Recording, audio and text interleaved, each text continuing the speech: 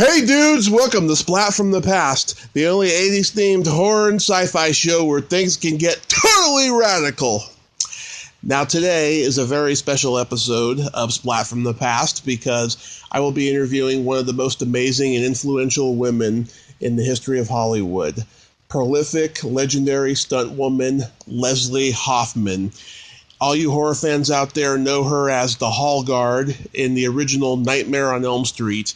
But she also did stunts for lots of horror and sci-fi classics like The Car, Motel Hell, Deadly Friend, Scream 2, and many others. I mean, she's worked on some of the most amazing and influential movies in the history of Hollywood, you know, like Airplane and stuff.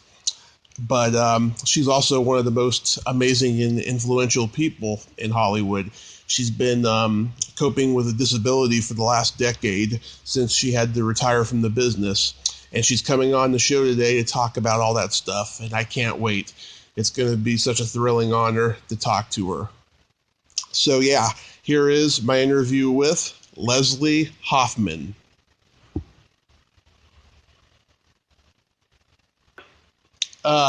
So how are you doing today, Leslie?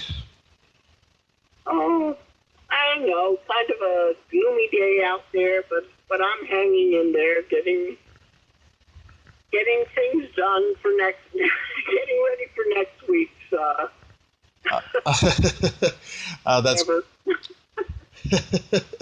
That's great. It's such an honor. You're one of the most brave and courageous women of all time, and I'm so grateful to speak with you today. Oh, thank you. Yes. I say, I do have I have hearing aids, but I do have trouble hearing. So, I don't know. The speed you're talking at is good, but well, I don't want to make it sound really crazy for your audience, but the slower you talk, or you might get me saying, "What'd you say?" Yeah, I understand. Yeah. So, going back in time, I was doing research, and I found out that you were very athletic at an early age. You were doing gymnastics and ballet. Did you originally want to be an athlete?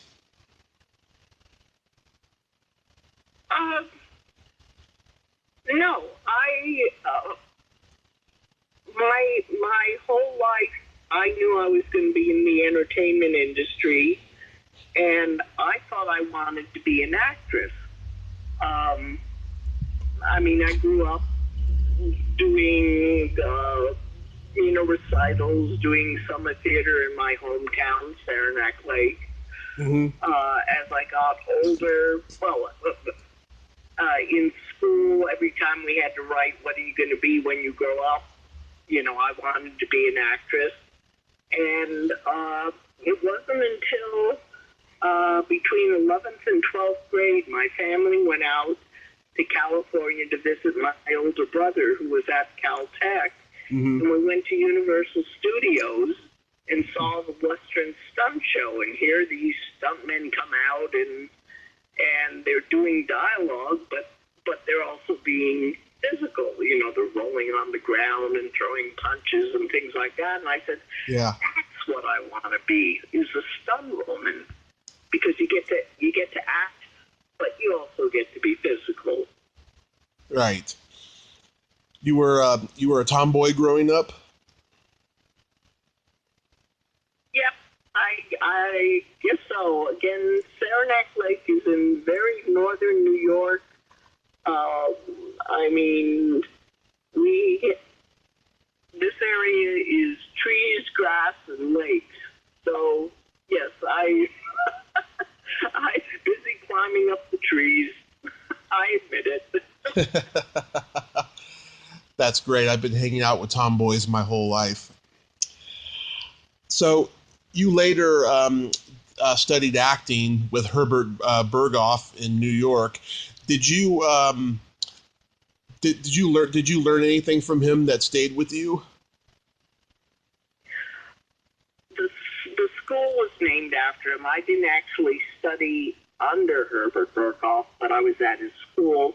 I also went to the American Academy of Dramatic Arts, also in New York City.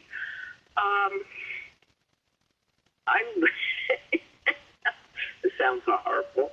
I learned that acting was very boring. I mean, especially the American Academy of Dramatic Arts is walk here, hit your mark, say your line. Walk here, hit your mark, say your line. I mean, that was not what I thought the entertainment industry was going to be. Herbert Burkhoff, I feel like I learned a little more about the art of performing, acting. I mean, we did exercises that made a lot more sense. Mm-hmm. What year did you move to LA?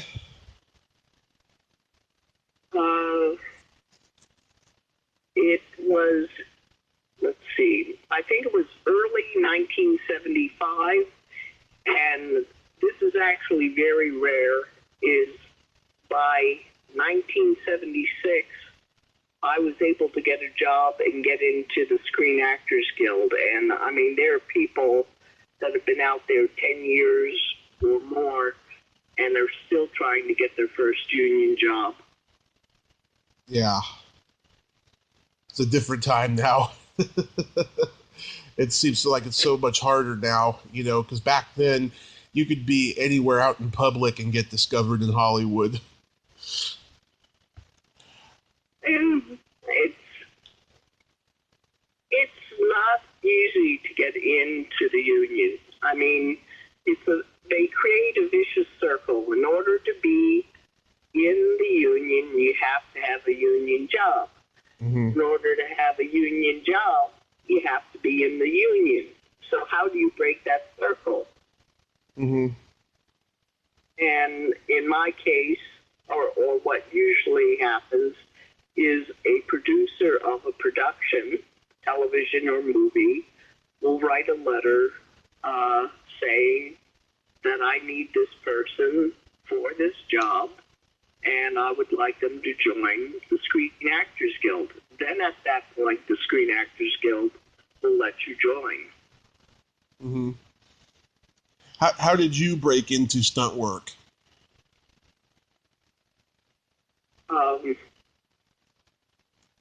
Okay, well, there was a movie called 2 Minute Warning. Same year, there was a movie called Black Sunday. To me, they're the exact same movie. It's a crisis at a football stadium. Yeah. The movie I was on was 2 Minute Warning, and there's actually a story that goes with this. Mm-hmm. I went to the stunt coordinator, and you know, well, I got to back up for a moment.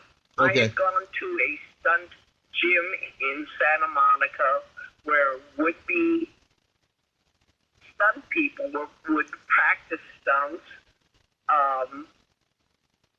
So it isn't like I did not go to this guy with absolutely no stunt training. I mean, I knew how to do high falls and other things. Anyways, I went to the stunt coordinator.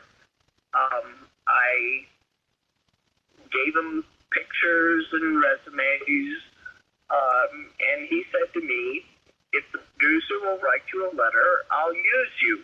And the reason that this was happening was, again, this is a football stadium. He can't keep using the same stunt people day after day in different hallways, because how did that person get from this hallway to that? You know, so he was running out of stunt people. I called up the producer, you know, secretary answers, and I say, the stunt coordinator will hire me for 2 Minute Warning, if the producer will write a letter. And she says, of course, what's your name, what's your social, what's your address? And I'm going, when can I pick up this letter? I'm totally shocked. And she said, I forget if she said today or tomorrow or something. Unbelievable. I mean, I was so naive to this. I couldn't believe this was happening, but I wasn't going to question it. Got my letter, got into the union, got to work on a 2-minute warning. Years later, I bumped into a stunt woman who did get her card as well. Mm-hmm.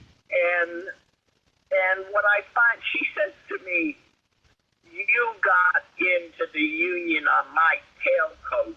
And I'm going, what are you talking about? It turns out that she had a friend at Universal Studios who knew the producer, who had set it up that she was going to call and she was going to get the letter and join the union. And when I called, the secretary thought that I was this other woman. So that's why the secretary never questioned me. Wow. Yeah, so actually, I guess I did get in on her tailcoat, but they did write a letter for her, and she did work the movie as well.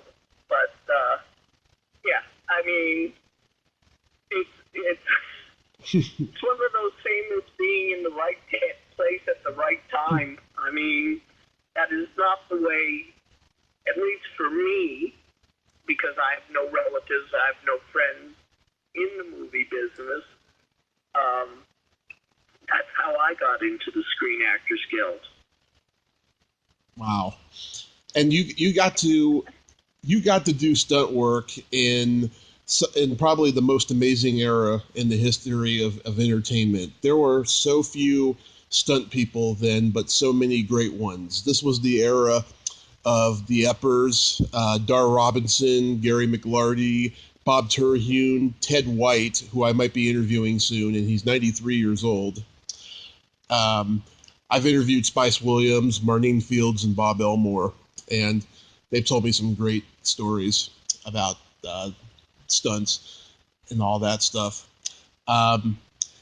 Yeah, you've done stunts and some acting for many of the greatest movies and TV shows in history as well. But today we're going to talk about the horror and sci-fi movies and TV shows you were involved in. So I'm going to bring up a movie or a TV show, and you tell me any memories you have of it. Okay. First off, The Car. The Car. That was, again, complete. What you sort of said about the stunt people themselves from that time period, it also was a time period where you could sneak onto the studios and the studio lots, and you could go to, you'd either be hired by a stunt coordinator, which is the most common nowadays, or back then you were hired by the production manager. And The Car is also from Universal Studios. I went to the building that had the production managers, and I gave him my picture, and he said, well, we have a scene where there are college kids in the movie. I'd like to have you and a couple others meet with the producer. And and you got to realize that I was probably 20, so I would be a college kid. They take me and one or two other people up to the producers, and the producers go, well, they don't look like college kids, which I don't remember if he explained why or not, but then I get a call, and I got hired to be a high school student. So even though I was 20, I looked like I was more of a high school student than a Um, it was filmed in Greeley, Colorado. We were on a dirt racetrack. There are a lot of memories, and I can't think of the guy's name right now. Is the man in the movie Deliverance, who they find dead in the water with his arm over the top of his head. It looks like it's disjointed. Oh, Ronnie Cox. Oh, okay, Ronnie Cox. Yeah. Do you know that he really is double jointed, and he can do that for real? Mm-hmm. You know, you have a lot of time on the set when you're working. Yeah. And in front of a bunch of people, he put his arm over his head, and I mean, exact same position as in the movie Deliverance. I mean, it's just like, wah! Yeah. But then, okay, so now we get to the actual scene I was in. High school students leading horses down the track. Mm-hmm. I'm told by veteran stuntmen, horses do not like to step on people. They will avoid people at any cost. The only time that a horse will run over somebody is if there's someone riding the horse and they force the horse to do that. Anyways, so, you know, make yourself as big as possible, wave your arms up in the air. You know, the car is going to scare the horses. The horses are going to go running down the track, you know, at the kids. The only thing that they forgot to tell us was that there was going to be this huge wind fan that they turned on, which kicked up all the dust. So the horses couldn't see people. And the horses come at us, and I'm waving my arms up in the air, and some of the horses had saddles on them. Mm-hmm. And the stirrup caught my arm and spun me around in the air, and I hit the ground. And the only thing I could do was cover up my head and hope that I wasn't going to get trampled to death. And finally, maybe I heard cuss or something, and I looked up, and luckily I didn't get trampled. But another young stuntman, if you watch the movie, you see a horse run straight in. The horse's chest runs straight into this young man. Mm-hmm. Wow. Yeah, so, yeah, I mean, I think we were all very lucky. I guess the final memory of the car, you know, this was a demon-possessed car, is the scene is the car comes over this presentation platform, and down onto the dirt track, and it was supposed to, you know, do spins around and 360s. The stuntman drove this car over the platform, hit the ground. It broke the transmission away from the engine. The car did not move.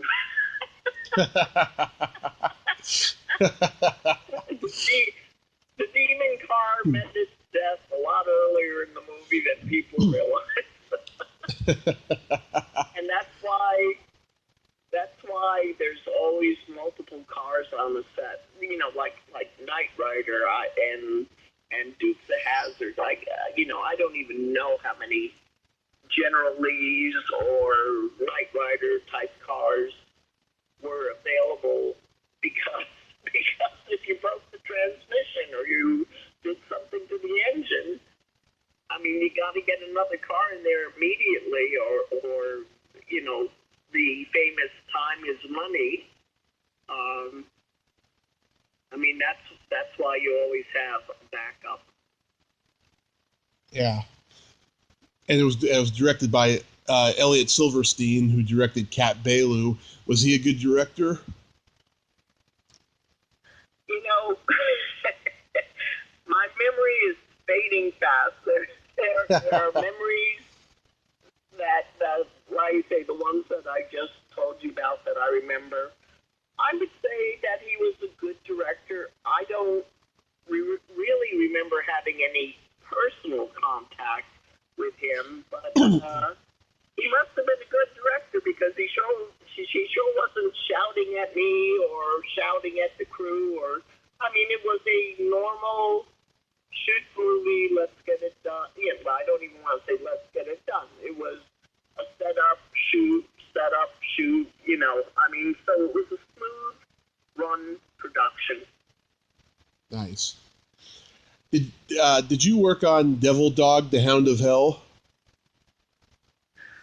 Yes, that was a TV movie, and again, you never know who is going to get you your next job. There was a crew member on the movie, and they knew that they needed someone to do this fire burn in the scene where the maid is praying and the devil dog, you see the eyes glow, and then her bathrobe sleeve catches on fire. And like I say, it was a crew member that called me up and said, we need a stunt person or stunt double for the maid. Can you do it? So again, no stunt coordinator. Basically, I guess I was my own stunt coordinator. We set up the shot and did it. What's really funny is the actress that was the maid has I'll call it a much deeper voice than mine. But if you watch that movie and you hear the screams as her arm is on fire and she's spinning around, it's my scream, it's not the actress's scream. So she goes from, I don't know what you would call a bass female voice to this very high soprano scream. It's I never saw the movie. It seems like it's a Cujo type movie. Yeah, and way before Cujo. Yeah. Brave New World. Brave New World. That was interesting. It was. You would have to know the storyline of Brave New World was if you take what they would do is they would feed the population a drug called soma, and it would just kind of make them oblivious to the world. Basically you could control people. Well, and like I said, it's been a long time since I've read the book. Somehow they stop the soma being given out, and people start waking up and they start panicking. And I don't know. This is where there are different types of. Well, I want to say stunt people, but there are different types of stunt jobs. There's nondescript, where you have a huge group of people, like 2 Minute Warning, where you have a huge group of people fighting or whatever's going on. And so my role in that movie was nondescript. Then there's a stunt double where you're actually doubling an actor or an actress, or sometimes you're even hired to play the role itself. You may even have dialogue, but there's that type of stunt person or stunt job. Yeah, it's got a great cast. Julie Cobb, Bud Cort, Kerr Delia. It's a good cast. Motel Hell. That's where, so you know the names better than I do. That's where I was doubling the heavy-set sister that was trying to drown the blonde girl in the pond. And that Now, that was a memorable movie because it was a bad experience, not necessarily due to the production company, but the stunt coordinator. I was supposed to be drowning the other girl in the pond. It was freezing cold that day. Mm-hmm. Because I had to wear a fat pad, which could soak up a lot of water, I had a scuba suit on. I had a wetsuit on, which also caused problems because no one told me that they wanted me to duck under the water. Well, if you don't have weights on and you're wearing a scuba diving suit, you can't go below the water. I mean, you pop up like a cork. But what it did do for me is it kept me warmer. My body heat was kept, within inside me, while the stunt double for the blonde girl was just in whatever she was wearing. I don't know if it was a bathing suit or cut-off jeans. I forgot already. Mm-hmm. But we're out in the middle of this freezing cold pond, and she's starting to get hypothermia. Right. And she can't breathe. And they tell me to duck her under the water, and we come up, and she's going, I can't breathe. And so we're struggling on top of the water because I'm trying to wait to see if she's going to be able to catch her breath again. And she's, I keep asking, how are you doing? And she's going, I think I took her under a second time. She comes up, she goes, I can't breathe. And this is probably the only time I've stopped the camera. I waved towards the shore, and I said, we need a boat out here. Yeah. We need to take her back in.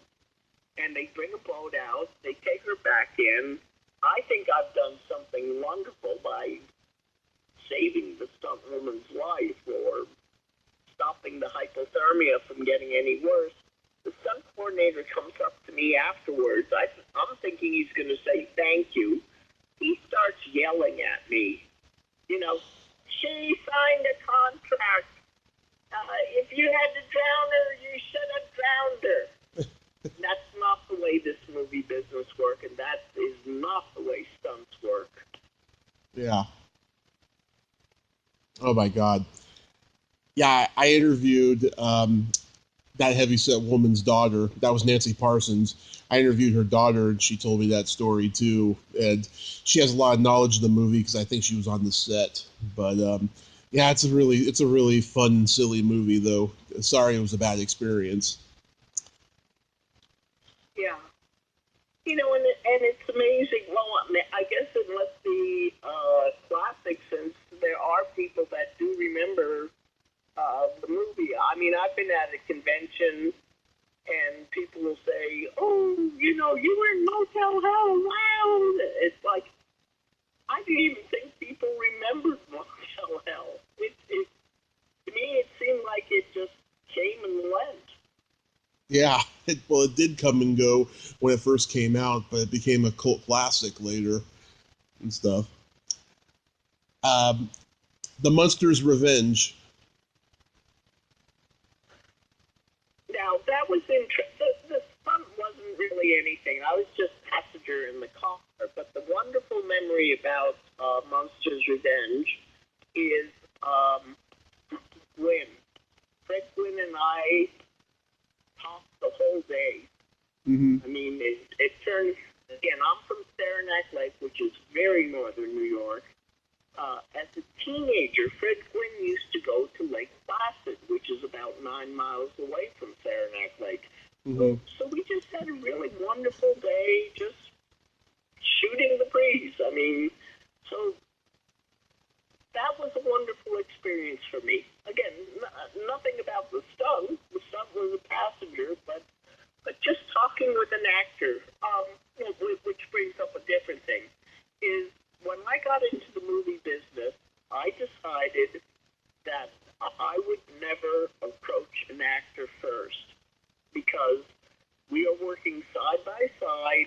And I don't want to sound like, you know, oh, you were so wonderful in this movie. You know, Yeah. I don't want them to view me that way. You know, we've both been hired, we both signed a SAG contract, and we're both doing what we've been hired to do. So again, unless I've been approached by an actor or an actress, I'm never going to go walking up to one and saying, you know, can I have my picture with you, or Yeah. you know, you're the greatest person in the world, or something. I mean, after they've talked to me, I might say something like, you know, I thought you were really great in this movie, or there's a couple of actors that I don't even think people realize that they started out on Broadway as singers. Mm-hmm. And that's Mandy Patinkin and Brett Spiner. Right.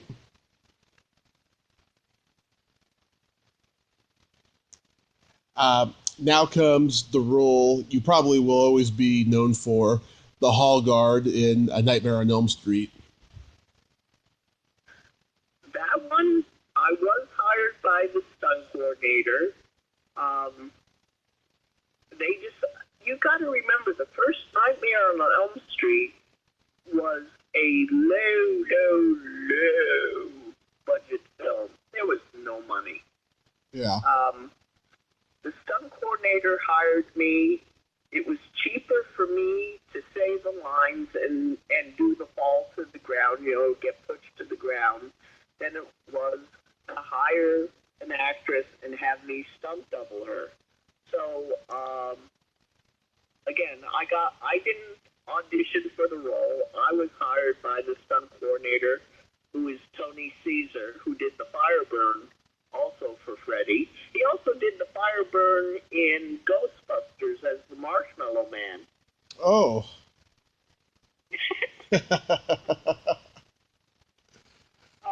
So cool. Anyways, you know, you asked about directors before. Mm-hmm. To me, Wes Craven was one of the nicest directors I've ever worked with. I've actually worked with him on 3 films, and his passing is such a great loss. I mean, I couldn't believe it the day that I read that he had passed away. Anyways, on Nightmare on Elm Street, again, I was a stunt woman. I wasn't an actress, so I didn't have a script in advance. I had no idea what the scene was. I had to drive to this abandoned school in Los Angeles. I walk in, there's this slime trail down the hallway. I have no idea what this is. Anyways, we start shooting my scene, and Wes comes up to me and he goes, okay, she's going to come around the corner. Heather is going to come around the corner and bump into you, and you're going to fall to the ground, and you're going to say, where's your pass? Uh-huh. And that's how I got the dialogue. So, I mean, we may have only shot it one. Again, low budget. They can't film it 27 times. We may have only filmed it once, but she comes around the corner, bumps into me, you know, where's your pass? Where's your pass? Now we get to the other hallway part of the scene, is Wes was so apologetic about this. I mean, like I said, I don't know if he thought I was going to start crying or if I was going to be really upset or something. He comes up to me and he goes, Leslie, I need you to say, hey, Nancy, no running in the hallway, and then I need you to do like a maniacal laugh, and I need you to wave the claws. Anyways, we're going to have the actor dub in his voice over, you know, we need your mouth moving, saying the words, but we're going to have this actor, I don't even think he said Robert, you know, dub in his voice over the movement of your mouth. So we need you saying the line. But again, he was so apologetic. You know, your voice is, well, obviously the first line is going to to make it on screen, but he's trying to say this line, you're never going to hear your voice on screen because, Robert's, or the actor voice is going to be coming through your mouth. Mm-hmm. And again, I think we did it in one take. I still don't understand why I had blood coming down my face at this point. Yeah. It's like Edward Scissorhands. Maybe her face was itchy and she was scratching it. Well, I mean, think about it. Why was her face bleeding? Yeah. Yeah, I have no idea. Anyways, so we did that scene. Years later, I actually got to meet Robert at a horror convention. We were both guest signers, and he was talking about how he remembered that scene. He happened to be in New York City at that time, Mm-hmm. and they took him to like this really old-fashioned sound studio. The headset was made out of the earpieces were made out of leather. That's how old they were. Mm-hmm. It wasn't a cushion rubber with a plastic headset. I mean, it was probably a metal band that goes across the top with leather ear, whatever you want to call it, Yeah. earmuffs, whatever, and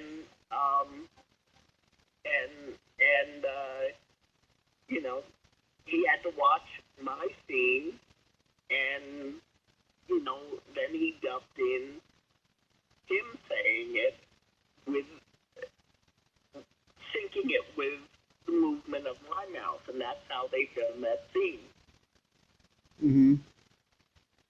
Well, you were perfect for the role because you look like such a baby in the movie. I mean, you could have passed as a high school student, and you were almost 30 at the time.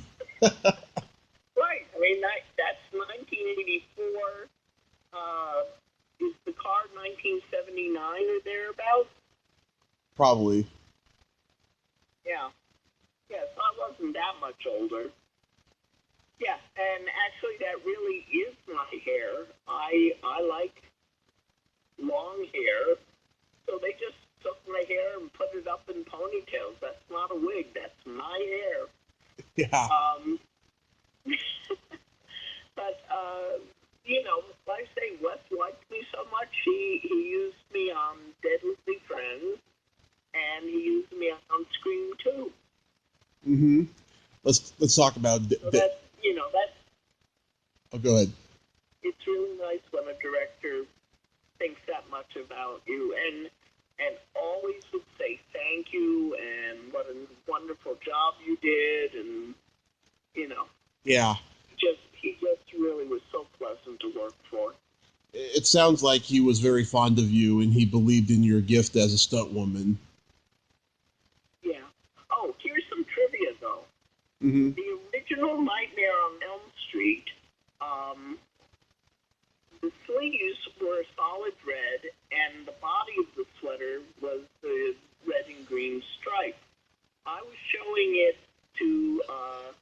I had a still shot from the movie Mm-hmm. of me in the hallway with the claws up.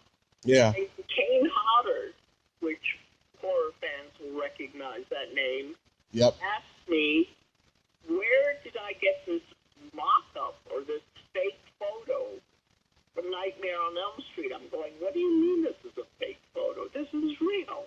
This is from the movie. He goes, no, it's not. I said, why? He goes, well, the sleeves are red and, they should have been striped. So I went back and I looked at the original Nightmare on Elm Street, and sure enough, our sweaters had solid red sleeves with a striped body. All the other Nightmare on Elm Streets after that, Mm-hmm. since they couldn't find the same exact sweater, the sleeves now are striped. But you watch the original, and our sleeves were solid red. Wow. I should take a look at that. How about Deadly Friend? Deadly Friends, I was doubling Annie Potts, who, oops, Anne I'm Ramsey. getting, is it Annie Ramis or Annie Potts? I'm getting, no, it's Anne Ramsey. Ramis. Anne Ramsey. Ramis? Yeah, I was doubling her. It was a real quick scene. It was where, they throw the basketball at her head and her head explodes. Yeah. I mean, other than it was really late at night, I really don't have any stories about it. Other than Anne was again a very friendly actress. I mean, she talked to me. I don't think it was a long conversation, but you know, she didn't hide in her dressing room either. I mean, she was really nice. Yeah, she was great at playing women who were absolute nightmares, and it's so sad that she passed away like right after an Academy Award and stuff. Well, and she was in Goonies.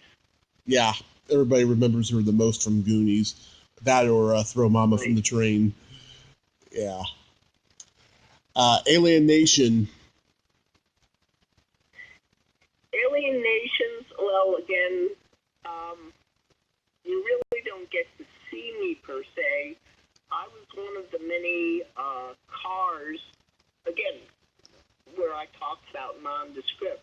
There's the car chase going on the freeway, and I was just one of the cars that the two, whatever you want to call it, starring cars were zigzagging through.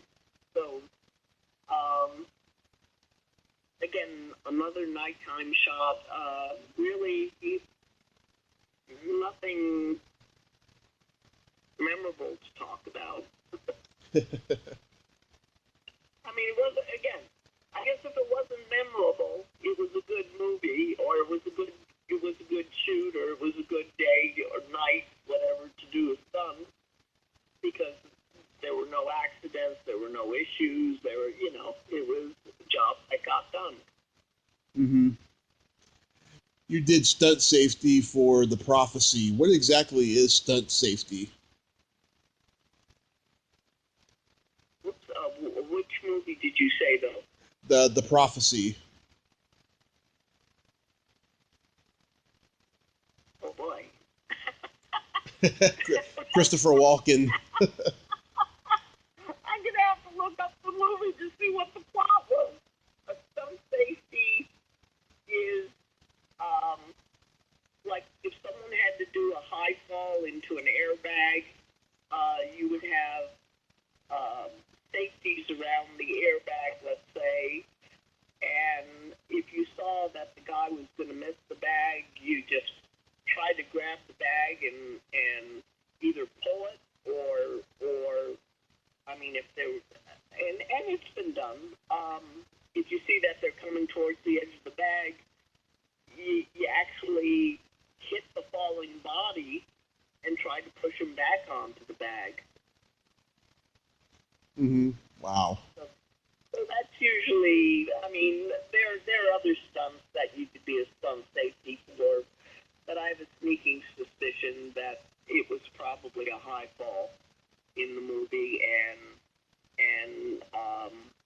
I was just one of the people around the bag, the airbag, making sure that the person was going to land properly in the bag. I see. Any memories of Scream 2? Scream 2, now that was a lot of stuff on Scream 2. I doubled Laurie Metcalf, who probably is, well, depending on Roseanne. what you watch, she was Roseanne's sister, so I think that's where people might know her from. But in Scream 2, she was the sort of crazy mother.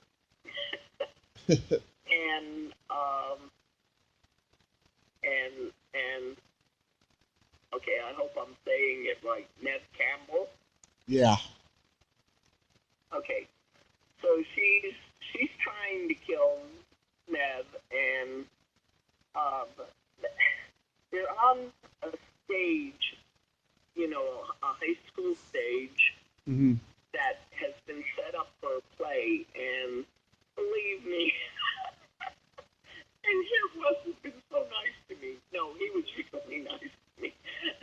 mean, I got hit in the head with a breakaway beer bottle. A light fixture comes down from the ceiling on the stage. She climbs up this fake wall, and the wall comes down, and she falls down, and the fake blocks are falling on top of her. She jumps through what you would call a scrim. It's the backdrop, in front of Nev. That was me. I'm just trying. Oh, and then there was a pillar on the stage, a column, pillar, whatever you want to call it. That falls down and almost hits her. And then there's, I'll call it a semi-knife fight between the two of them. So it was quite a busy day for me that day. But again, I mean, Wes came up to me and was just so thrilled and so appreciative of all the stunt work that I did on the stage that day. Oh, that's wonderful. How did you get so lucky into doing Star Trek Deep Space Nine and Voyager? Okay, now we go back to the stunt gym. Now we go back to the very beginning of my career. There was a stunt gym in Santa Monica where would-be stunt people would practice. We'd practice high fall, fencing, quarterstaff. That's like what Robin Hood did. We would put on very short plays and get critiqued on the stunt work that we did in these plays. Another stunt person that was at the gym was Dennis Matalone. And Dennis Matalone became the stunt coordinator of Next Generation, Deep Space Nine, and Voyager. Now, I had gotten married and had moved back during the Next Generation, so that's why I was never on the Next Generation. Marriage didn't work out. I moved back to Los Angeles, and Dennis hired me for Deep Space Nine and Voyager.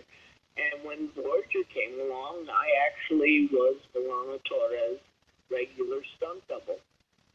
Mm-hmm. So again, I mean, friendships, and I feel Dennis felt people from the gym were his West Coast family. He's from New Jersey, but he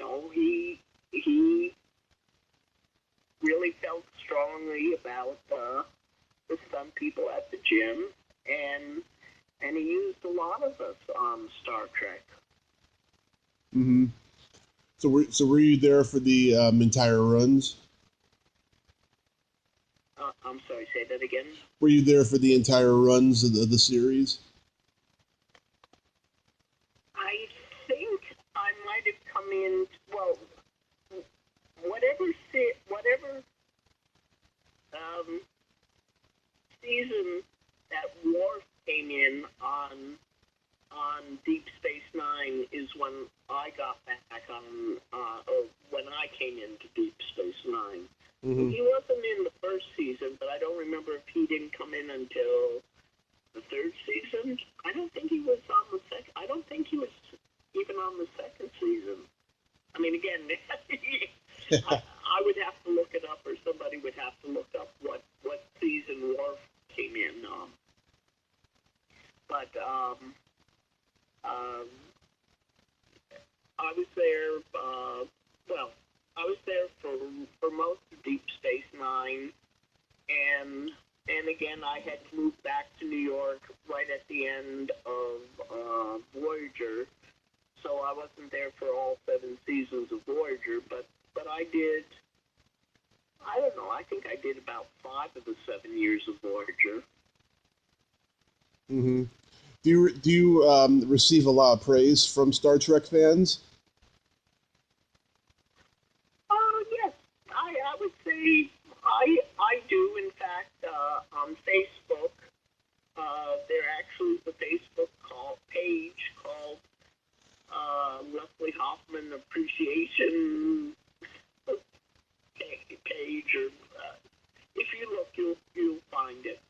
Mm-hmm. And I'm on a couple other these Star Trek pages, and yes, I get praise from a lot of Star Trek fans. But one thing I want to say really quickly, whether Star Trek fans, whether horror fans, if it wasn't for the fans, I wouldn't be here. So, hey, I have a lot of praise for the fans. If you didn't like the movie, I wouldn't be talking to you right now. Yeah, absolutely. It's all about the fans. Yes, it absolutely is. Now, what can you tell me about how you were injured and that put an end to your stunt work? Okay, this is like the NFL, the football players, is that I never was injured on a set that you had to take me away in an ambulance. What happens to football players is you go about 25 years, hey, you go about 5 years, you get tackled enough. I mean, you don't even need to have a concussion that knocks you out, but you get tackled, you hit the ground, and there's a thing called traumatic brain injury, where the brain hits the inside of the skull and it causes damage. Also, the other thing with football players and stunt people is it's a very physical sport, career, whatever you want to call it. I mean, and I'll even say ballerinas. I mean, you physically, I hate to say the word abuse, but you physically use your body in various careers. Sooner or later, your knees, your hips, your shoulders, your back are going to give out. But on top of it, like I say with football, hockey, wrestling, you get your head hit, you get your again, you don't get knocked out, but you get a really good hit. You're going to cause injury to your brain, which is called traumatic brain injury. So really what I have is continuous trauma. I have a very bad back, bad neck, and on top of it, I have a traumatic brain injury. Wow. But you asked me, if you knew all this, would you do it again? I said yes. Mm-hmm. Oh my God, it's amazing that you have that though, because you still sound pretty coherent and articulate. Well, that's okay. With a traumatic brain injury, they call it the invisible disease because people look at us and they go, I don't see anything wrong with you. Now, Mm-hmm. I mean, some of the questions you asked me happen to be 40, 50 years old. I mean, anyone could forget a name or a movie they were in. But the problem is, and the other thing is, like, people will say, well, I put my car keys down and then I don't remember where they are. And everyone will say, oh, I've had that experience. And a traumatic brain injury is so much more. I mean, it isn't just maybe once every 2 weeks you put your car keys down and you can't find them. I mean, you can put something down or park your car, go into a store, come out of the store, and have no idea where your car is. Mm-hmm. God. Yeah, 4 years ago, I got hit by a car on the highway, and I got pretty bad injuries, and I was in a coma for 30 days. And even though I didn't get any brain injuries, though, I did get impulsive behavior. I have more confidence now than I ever had before the accident. And I come from a family of addictive personalities, strangely enough. But I got pretty bad injuries, though. Yeah, well, I wouldn't be surprised. The problem is there's very limited ways to diagnose traumatic brain injury, and not every doctor believes certain tests. But I had what was called a SPEC scan. These are all capital letters, SPECT, done by two independent doctors renowned in the field of traumatic brain injuries. Both did SPEC scans, not knowing that, each of the other had done a SPEC scan on me, and they both came up with a frontal lobe injury. Mm-hmm. So, you could have gone, if one said, oh, it's a frontal lobe injury, the other one said, oh, it's at the back of the head. No, they both came up with right frontal lobe injury. So, and I don't even mind saying the doctor's names.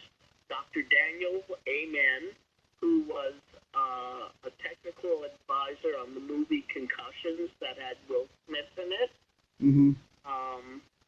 And Dr. Michael Usler was brought on to a news company, a news show, when Junior Seau committed suicide, because the newscasters could not believe that someone with all this money and all the fans that loved him and things like that, why would a person commit suicide when you have everything in the world going for you? And Dr. Michael Usler explained what a traumatic brain injury is. So I'm just saying to you, until you have a PET scan done, don't rule out that you possibly have a traumatic brain injury to boot. Mm-hmm. I think I was brain scanned at some point, but I can't remember. I hate. Right. I'm not trying to make a joke, but it's just how it is. The sad part is there's so many different. There's an X-ray, there's a CAT scan, there's an MRI, and I haven't even said SPEC scan yet. Mm-hmm. Those three, X-ray, CAT scan, MRI, aren't necessarily going to show a traumatic brain injury. Mm-hmm. That's what's so scary is that, you might be diagnosed one way, and these doctors or the hospitals are totally wrong. Yeah, a lot of doctors are wrong a lot of the time, but yeah, I understand what you mean. So when did you move back to New York? I moved back to New York trying to think, I had a really strange divorce, so I had to go back and forth.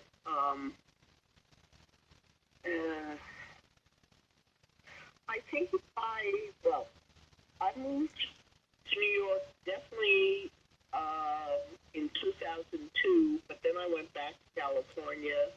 Then in 2016 is when I made my final move, and I've been living in Saranac Lake ever since. Wow. I couldn't take care of myself anymore. I had a house. I won't go into other details. Mm-hmm.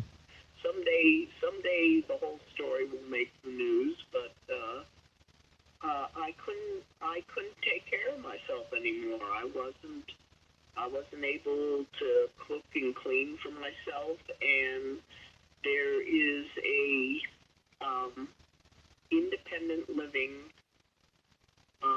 facility in Saranac Lake that provides meals and housekeeping. I'm still able to drive a car, as you say. Yeah, people look at me and they probably think there's nothing wrong with me.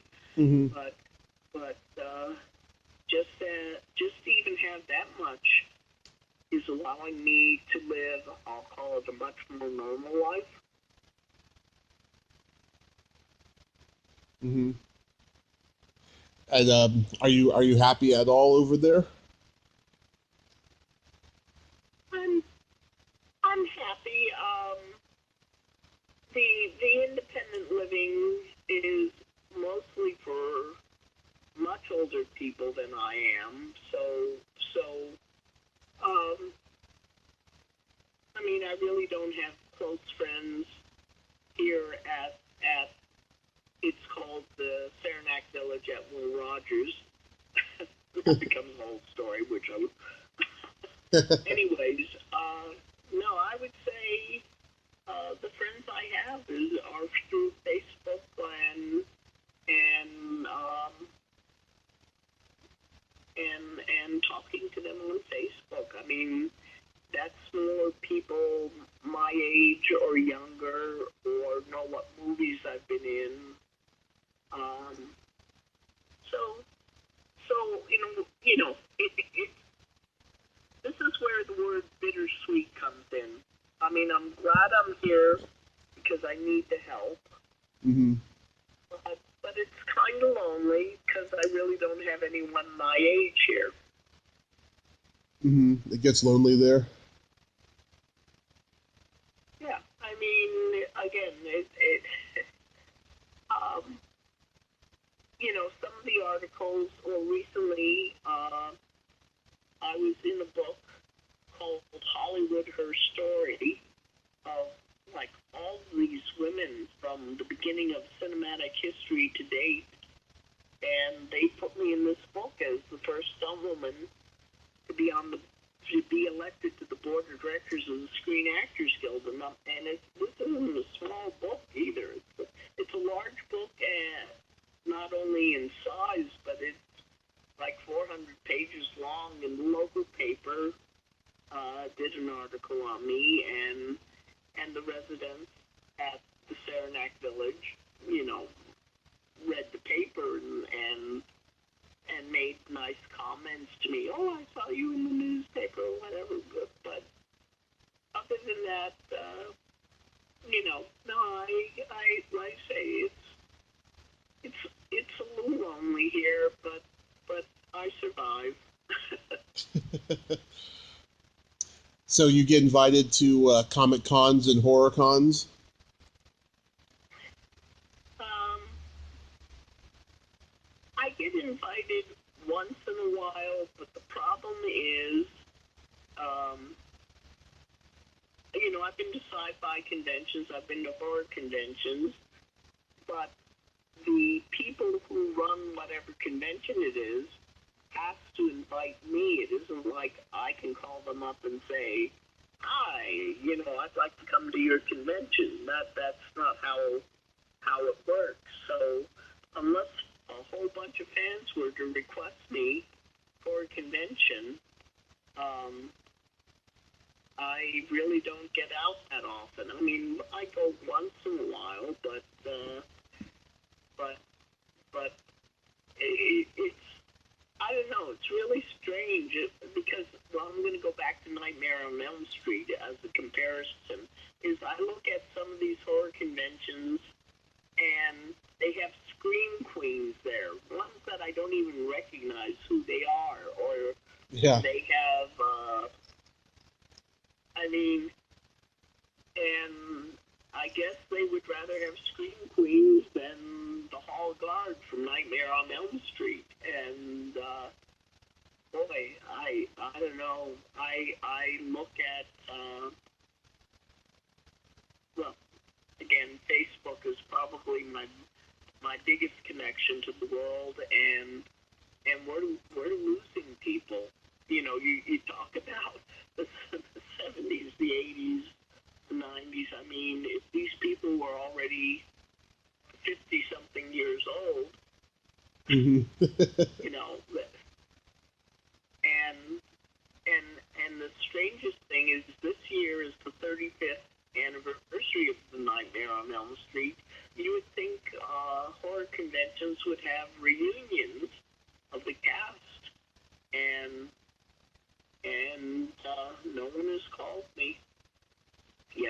been at horror conventions, people definitely come up to me and they want me to sign the poster because I'm listed as one of the regular or the main cast. Yeah, I think they definitely will eventually, because they're doing a lot of reunions for the franchise at conventions all over the world. And I've been so lucky to interview so many people from the franchise, and they're such great people. Uh-huh. Do fans recognize you the most from that movie and the Star Trek shows? Well, because I was an alien, I'll say half of the time on Star Trek. I don't think they recognize me necessarily from Star Trek, but I can't go to a horror convention without someone saying, "Where's your pass?" or "Screw your pass," or "No running in the hallway." I mean, the whole scene, I think I timed it. It's 19 seconds long, and yet those are like three of the most memorable lines from the movie. So yes, people definitely recognize me from Nightmare on Elm Street. Well, Leslie, I hope I get to meet you at a convention someday, or if I'm in New York. Yeah, you are an inspiration, one of the most special ladies I've ever had the honor of interviewing. Thank you so much. It just, like I say, it without the fans, without people like you, I would just be a part of dated history, Hollywood history. Well, the internet certainly helped, I have to say. Yeah. And I'm just thrilled that we could talk today. I sent you a Facebook friend request. Oh, I thought I'd already approved it, but I'll look again. Yeah, I just sent it like a few moments ago. Oh, okay. See, that's what I'm saying, is I don't know whether I'm coming or going. Once we finish the interview, I'll go over to Facebook and approve you. Okay. Well, we are done, and I just thank you so much. Again, thank you so much. Well, thank you for thinking of me. I enjoyed doing the interview. Oh, my pleasure. So maybe we'll talk again. We can talk about Airplane and all that stuff next time. Oh, yeah, right. We haven't even gotten into the comedy movies that I was Yeah. God bless you. God bless you, Leslie, and have yourself a wonderful rest of your day. You too. Thank you so much. Okay. Bye-bye. Bye. Well, there you have it. Leslie Hoffman. Ain't she a sweetheart? Everybody out there listening, you all have to take into account that Leslie's story is so inspiring and so amazing that the moral of the story is one day you could be on top of the world for many, many, many years, and then one day lose it all, but you lost nothing, you gained everything. Everything.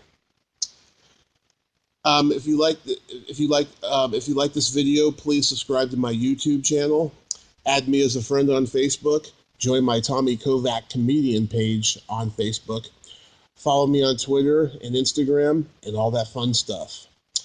Well, that's all the time we have this week on Splat from the Past.